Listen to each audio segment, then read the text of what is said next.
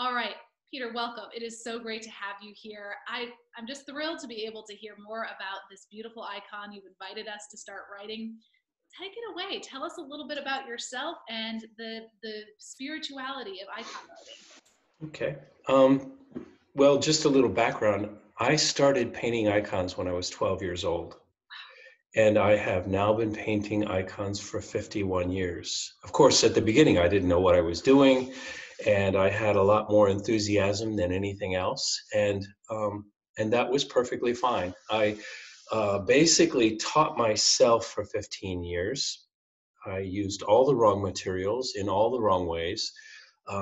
But something worked. And then after about 15 years, I finally found somebody who would be willing to teach me.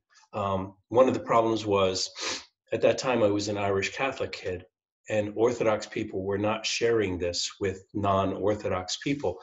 I was fortunate enough to meet a woman when I lived in Washington, D.C., who was 95 years old.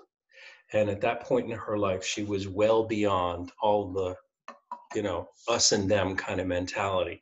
And she saw in me the desire to learn, and she just opened the doors. And when she opened the doors, all the doors opened. And what I learned in retrospect was that everybody was ready for that, but nobody wanted to be the first one.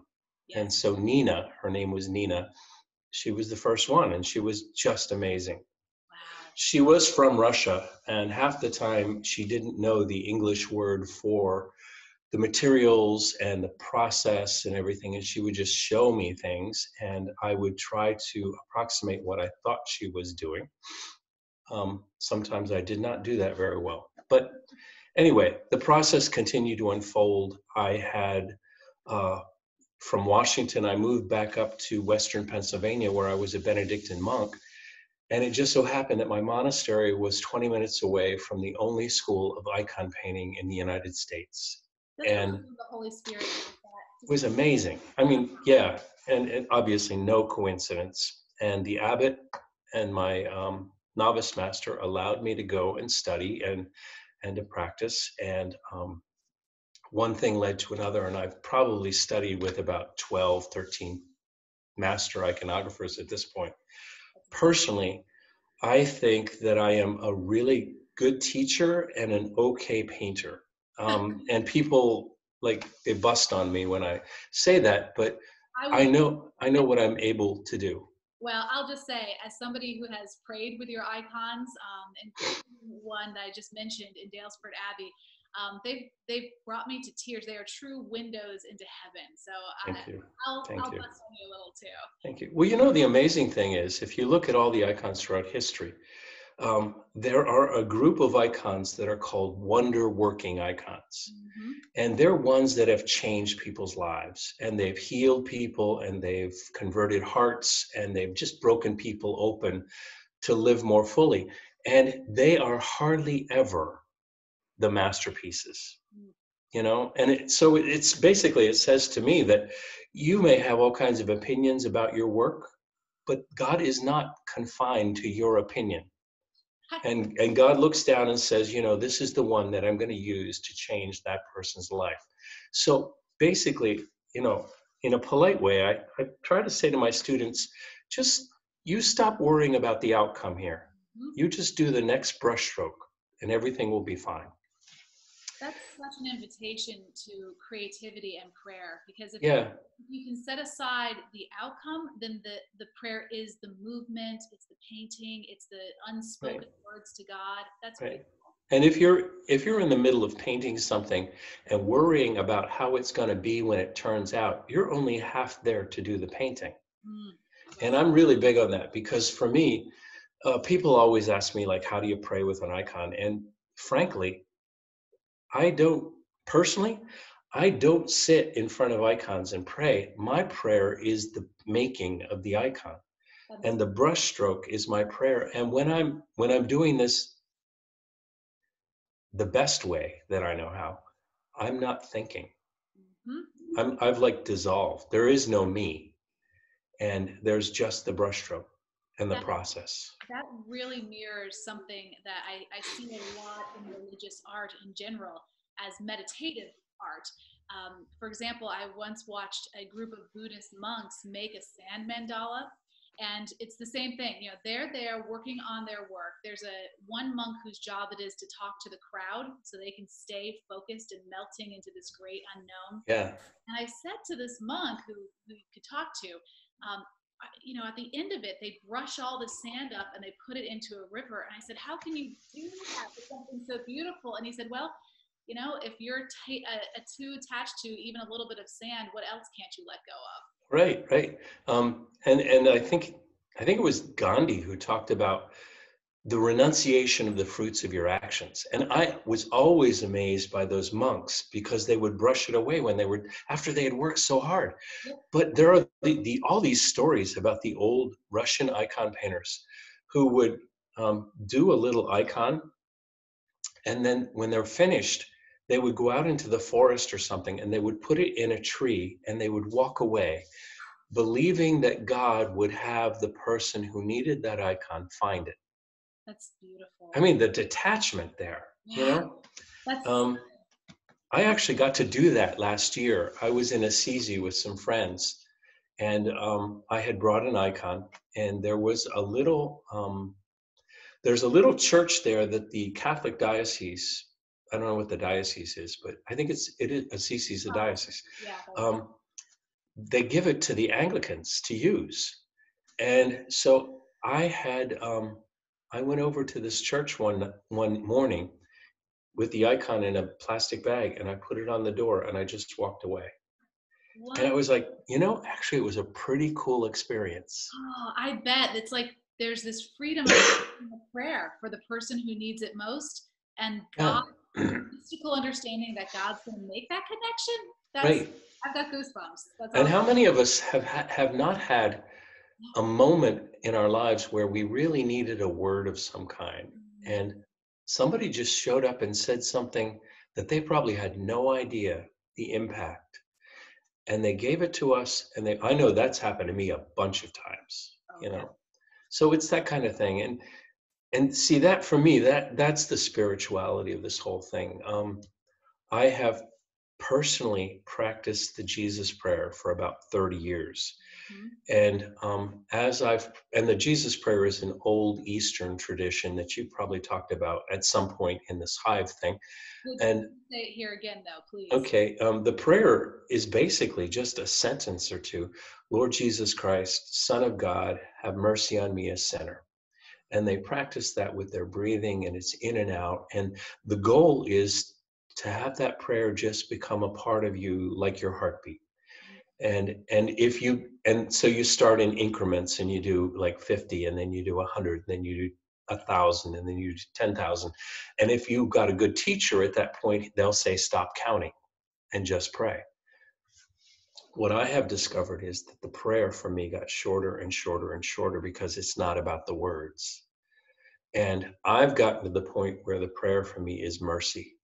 Oh, wow. And I have to say that lately, even that has disappeared, because the point is the silence that you kind of wade into. And actually, that's the same thing with icon painting. At first, there's so many rules that you have to learn, and you have to practice learning how to work a brush and work the paint and everything. And that's like the Jesus prayer words, you know, and you're learning all these words and you're thinking about the words, and am I doing this right? And eventually it becomes so much a part of you that you're just doing it. And the words go away. And some of the writers who talk about this process say, and if you keep going, eventually you go away. And there is just the brushstroke. It's just we're basically working through you then. Oh, Right. Yeah. Actually, I think a perfect segue, because your gift at this moment, in this time of pandemic, you have shared, and this is one of the things we love to talk about today, this great gift of showing people how they might practice that brushstroke by working through an icon, a beautiful Mary child. I wonder if you could show us a little of that and tell us how icon writing works as a prayer. Okay. Okay. First of all, it's a very logical process. First you do this, then you do this, then you do this, then you do this. And the nice thing about that is it's very confining, and a lot of artists don't like it because they like more sort of free-flowing thing, but it's very disciplined. And but there's an amazing amount of freedom within the discipline. It's like, if you want to learn to dance, you have to learn the steps.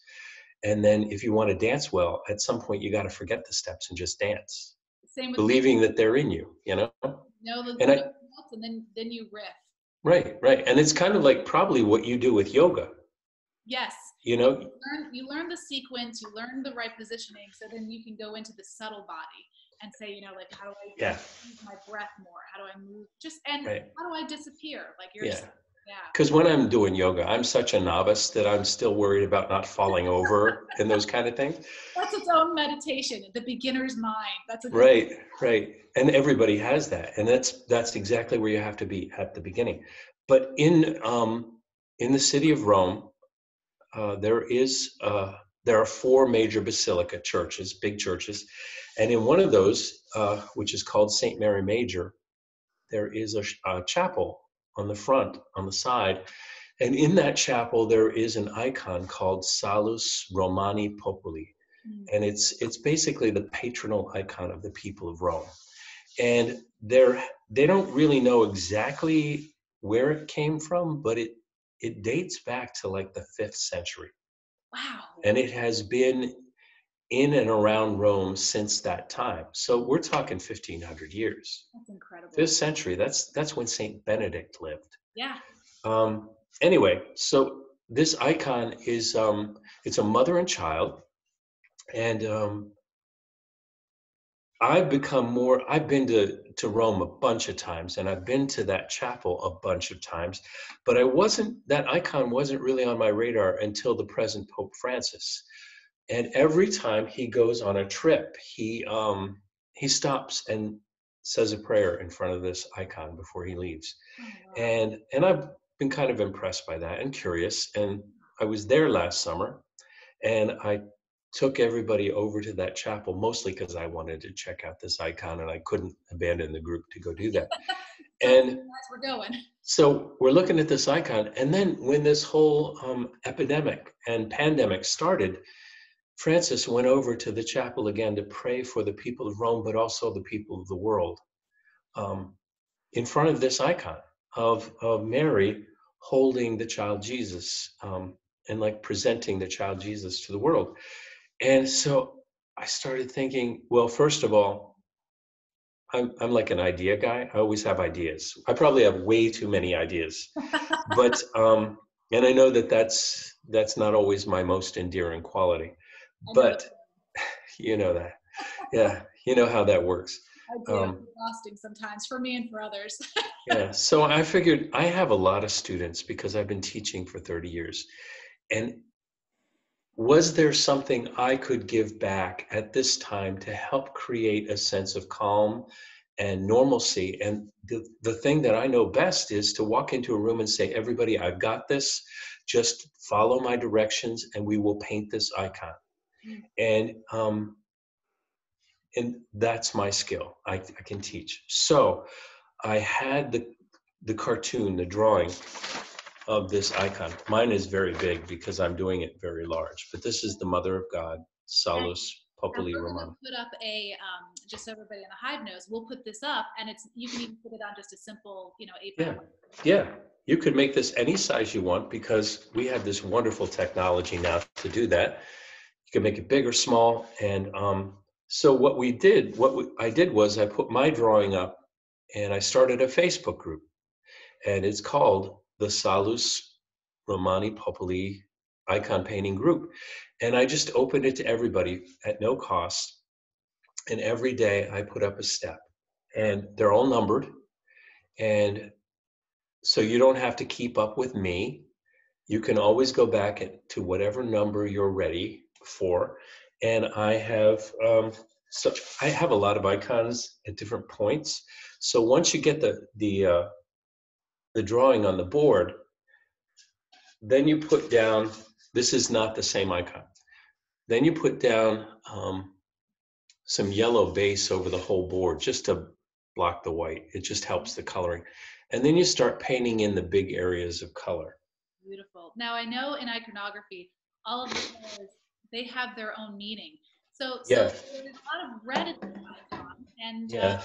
where does that fit in with iconography? Well, first of all, in Byzantine icon painting, they don't really specify a certain shade of a color. They'll say bright red or dark red. And so bright red is actually, it's the color of martyrdom. And martyrdom is merely just witness. And frankly, sometimes it just looks really good with all the other stuff. You got to be honest about that. It just pops. Yeah, it pops. But like, for instance, this is another icon of the Annunciation. And you'll notice Mary is not in powder blue like most of us have grown up seeing Mary dressed. The older tradition, which dates back to the Byzantine Empire to like the 5th, 6th, 7th century, Mary wore this purpley color.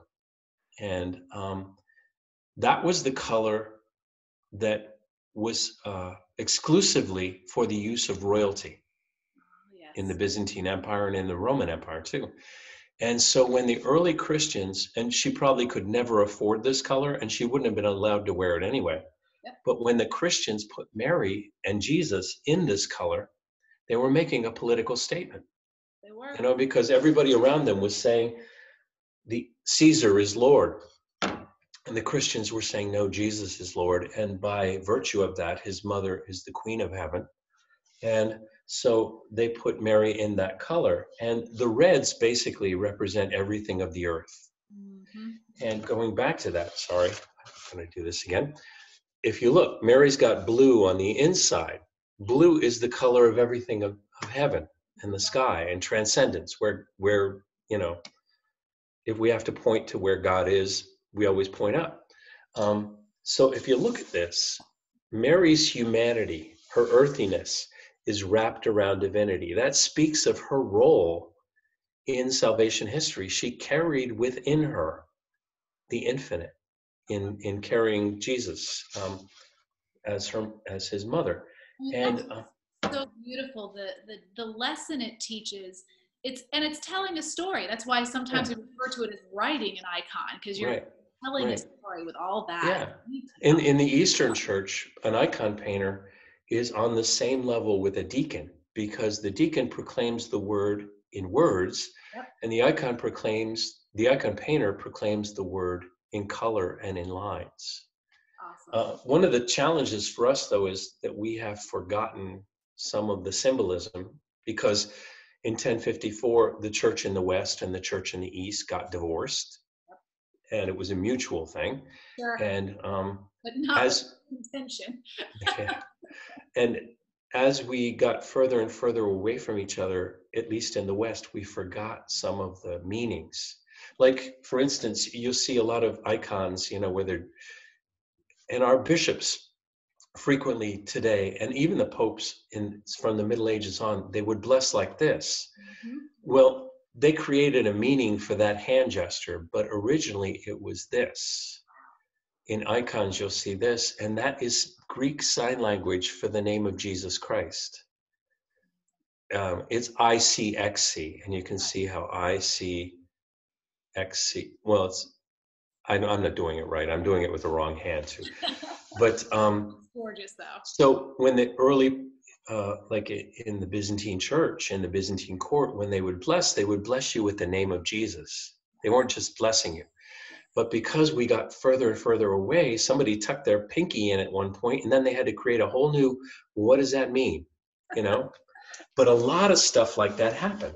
3 names, yes. Yeah. It always reminds me of the Buddhist mudras. You know, they all have meanings. And Christians, we had certain gestures in the icons that, like in the early church, they prayed like this. And you'll see this in icons a lot. You know, and eventually, because we were separated, our gesture became more and more like the praying hands, you know. Yes. That was not known in the early church, you know. And so you'll see different things like that. I have an icon here. Most people don't realize that icons originally came from Egypt. and they were basically just mummy paintings. But if you've ever been to, sorry, this is huge. If you've ever been to Taizé prayer, Yes. this is a very popular icon because they venerate it in Taizé. And, well, they don't venerate this icon. This is actually in the Louvre right now, but it's from Egypt, and it's about 5th century. And they had their own style. You'll notice the figures are very short. Yeah, in a squat. That's Yeah. just something that they did. But this is an icon of Christ and an abbot, a desert abbot, whose name was Minos. And they call it the icon of spiritual friendship. Oh, And so they use that at Taizé. I'm actually doing this for a church in Seattle that has a Taizé service every Sunday. So that's just stunning. there are different styles and different schools, and there are different techniques based on the schools. And the Greeks are different than the Russians. And then the, excuse me, this is called the Coptic style, the Coptic being the Ethiopian, Egyptian style. And then you've got, like I showed you earlier, this Annunciation. This is a copy of an icon by a Russian woman whose husband I studied with. And she kind of mashes together some Romanesque features with Byzantine icon style, because what's really cool right now is that people are, after the Soviet Union fell apart in the late 80s, early 90s, they started painting icons like crazy because they were building and opening churches, and they were copying and copying and copying. And then people got to a point where they knew the tradition, but they wanted to do a little bit. They didn't want to just copy. So they started playing. Yeah. And I really love that they're playing now. Some iconographers don't really like that so much, but so anyway, they just so much of what you're saying, this history of iconography is the history of prayer and the history of people and prayer, Yeah. And I just think it's stunning that we can kind of trace that throughout the years. Yeah. These icons that have remained and the ones that are still so beautiful. And I also love how the one you've chosen for this particular study is doing just that, right? It's taking a tradition of prayer and broadening it for Right. a new time and a new people. What an incredible way in this time of pandemic that we can do that with our prayers as well, remembering how we're entering into a stream of historical prayer here. Yeah. Yeah. And that's the thing about an icon. Every icon is based on a previous icon. Like, very few people, and it's not recommended that you sort of innovate and create your own, because the big thing is, this is not about you. This is about the tradition of the church. And I always tell people, if you think back to the Middle Ages when the monks were copying the Gospels, even if you were the smartest, most creative monk in that room, you did not get to fix the story. Nope. It wasn't your story, God. That was discouraged. Yes. So basically, we copy, but not copy like, it's not slavish. It's not like being a Xerox machine. There's some flexibility. Like with this icon that I'm doing, I have refined the drawing because the original icon is a little bit, obviously the person who painted that had limited skills and limited knowledge of well, this is how you might do this. Right. And so, it doesn't stay the same. It always evolves. So once you get those base colors in, like I showed you a little while ago, and all the flat areas of color, then you start adding on top of that, you start adding lighter colors to create depth and volume. They're not supposed to be 3D. It's not photographic. It's not naturalistic, as we call it. It's just supposed to be fleshed out a little bit. And on this one, I mentioned about how most of us in the West grew up with Mary wearing blue. So a nice compromise is to use blue on top of the maroon. Yes. As a highlight color. And there are some kinds of cloth that when it bends in light, you can see a different color. And this is called a double reflection. So I decided to do a double reflection on Mary's garment. This is a smaller version of the big one that I'm working on. what I'm also noticing too is Jesus there, starting with the red, the idea then that he has that humanity, divinity wrapped in his humanity. Right. And of course, his beautiful halo has the cross in it. Right. Right. And that's a thing, like in iconography, Jesus will always have a cross in his halo. It's a good name marker. Yeah. So you always know who that is, even if you can't read the words. The garments on the Christ child, you have a lot of latitude until Jesus gets to be grown up, and then very specific, the maroon and the blue colors that I talked about earlier. But this is supposed to look like golden cloth, and sometimes they actually use gold leaf. I have used gold leaf a lot. I'm not a big fan because in certain angles in the light, it doesn't look shiny, it looks black. Mm-hmm. So I prefer to use color. And a lot of the Russian iconographers are using color as well. And so the only reason I don't use gold leaf is because it's so hard. I don't have the skill. Well, it does take a lot of practice to be able to do it. It's like an operation, Yes, yeah, and it's so thin. If you haven't seen gold leaf before, gold leaf is pretty much like a butterfly wing. Wow. It's that thin and that fragile. And they can take gold and they can pound it and pound it and pound it.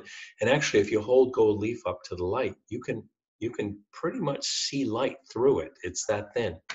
But when you put it on a proper base and you polish it a little bit, it reflects light, and it just dances with any kind of light. So I do gold leaf, but I am not a big fan. I like color. I just think color is beautiful. Well, so you have a mastery of it. It's like the color pops as well as any gold leaf could. Yeah. It's looking gorgeous. Now you'll notice I have not yet done the faces and the hands. I do all the cloth first, and then I get to the faces and the hands. And this is a different icon. New one. You do a tracing onto that board, and you can put the face in there, but it's just waiting. Right. If you look really closely, even though I have base colors on here, you can see the face lines. Yes. You can see they're not real strong, but you know where the nose goes, and that's important. Eventually, this is a different icon. Eventually, I will start adding highlight colors on that dark base. Amazing. And that pulls up the face. This isn't done either, but this is by one of my favorite. This is a copy of, there's a Romanian iconographer that I really admire. I just love the simplicity of his style. And this is called the Holy Face. And in the West, I guess we would call it Veronica's Veil. Yes. It's something like that. They have a completely different story in the East about where this image comes from. But this image has always fascinated me. I've painted variations of this hundreds of times. And there's just something amazing about this image. So, and then at the very end, all those lines that you started with, like with your card, you will put back in. And with all the colors and everything, the whole image comes together and it becomes very crisp. And then you put the words on. Every icon, you'll notice, has like the title. For Mary, it will say Mater Dei, which means Mother of God, which is Mary's oldest title. And then next to Jesus, you'll see ICXC. Remember this? ICXC, Jesus Christ. And that way, for people who could read, you would at least know, okay, that's who that is. Because a lot of times you'll see an icon of John the Baptist, who looks a little bit like Jesus because he has a beard and all that stuff.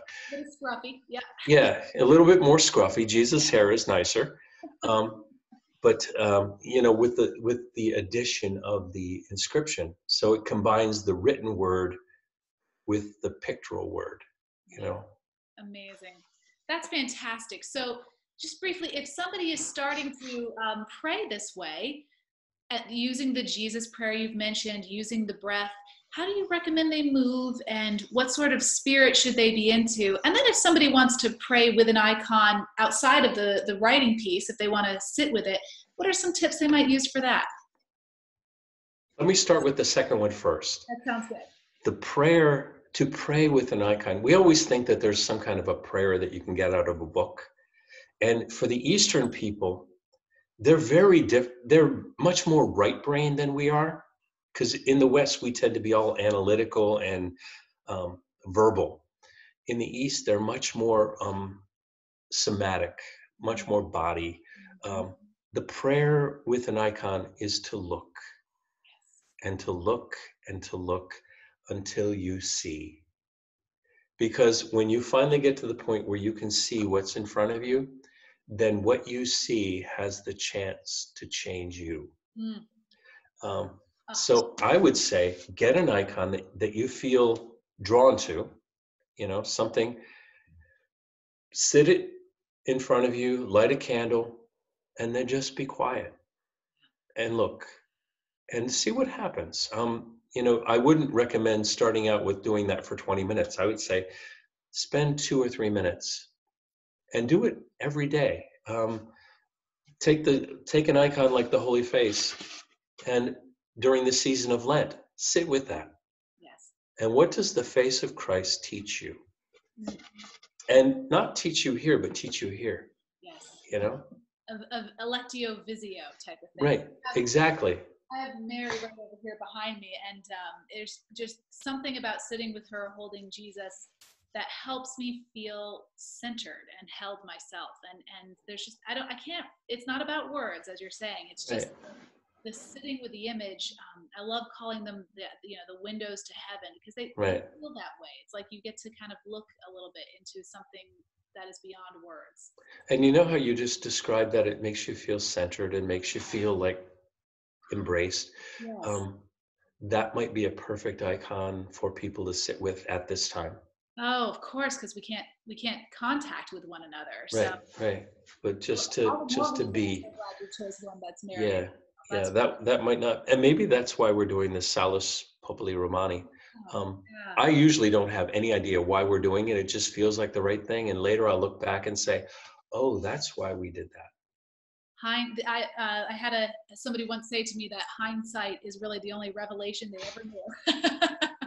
Yeah, I just read a quote the other day that says, "We live looking forward, but we understand things looking back." Right, and it makes sense. What are that? They're reminders of this salvation story that we're all invited to be a part of, and looking back, literally looking back at these, remember what God has already done, so that when we step into what God is doing, it's not as terrifying. We have a well, and that's a really good point, because a lot of people are scared right now. Good question. As far as I can tell, because I see this in myself and I'm not unique, the first thing that happens when we get scared is that we get amnesia. Yep. And we forget all the miracles that we have seen and experienced, and we're just scared. That's right. And the looking and the just allowing ourselves to come back. What did they say in that prodigal son? He came back to himself. Yeah. And that's exactly what we need to do, and that's what these things help us do. It's almost like a scrapbook of salvation history. Yeah. Oh, remember when? Yeah. Remember when God saved me over there? And, yeah. So, and then the other thing is, and if you decide that you would like to experiment with painting an icon, don't worry so much about what kind of paint you use or what kind of board. You could even do this with, you could print out by cartoon and color. Great. Because it really isn't about what you create. It's not about the product. It's about the process. And the process, if you just give yourself to it, can draw you into that place that we call prayer. I think that's why, we're seeing an uptick in things like adult coloring books and mandalas and things, because it's that sort of feel of the hand to brain to soul connection that just makes it. Yeah. And one of the things that we really need is to get out of our heads. Yep. You will not be saved by thinking a new thought. Nope. We would have already done it by now. Yeah, right. If we had figured it out. in the Eastern Church, they say, you know, the prayer starts up here, but it has to sink down here in order for the prayer to make a real difference. That's beautiful. And we don't make that happen. We allow it to happen. Yes. And that, I think, is maybe that's probably even the perfect place for us to wrap up today, that idea of allowing it to happen as invitation, you know, instead of some sort of getting it right. So I think that's the perfect way to wrap up, unless there's anything else we've missed that you'd like to add. No, I think we're good. This was incredible. Thank you so much. And I'm looking forward to hearing and seeing what other masterpieces people create. Masterpieces being, of course, not being attached to the product, but the prayer itself. So thank you so much, Peter, for this gift. It's incredible. Thank you so much. You're welcome. Bye.